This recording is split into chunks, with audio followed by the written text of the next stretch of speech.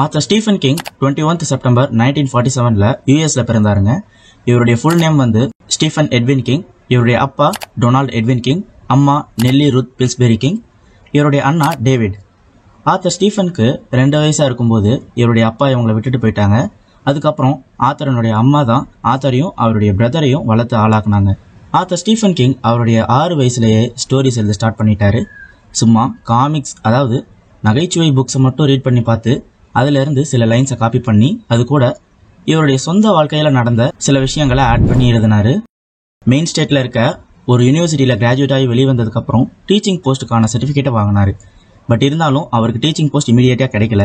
So அது வரைக்கும் அவர் எழுதின ஸ்டோரிஸ் எல்லாத்தையும் மேகசின்ஸை கன்வெர்ட் பண்ணி சேல் பண்ண ஸ்டார்ட் பண்ணாரு. ஃபேண்டசி அண்ட் மிஸ்டரி மாதிரியான நிறைய டைப்ஸை எக்ஸ்ப்ளோர் பண்ணியிருக்காரு. இவர் அப்ராக்சிமேட்டா 200ல இருந்து 350 ஷார்ட் ஸ்டோரிஸ் வரைக்கும் எழுதியிருக்காரு. அப்புறம் இவர் எழுதின கேரி அப்படின்ற நாவலால தான் இவர் வேர்ல்டு ஃபுல்லா இன்ட்ரோடக்ஷன் ஆனாரு.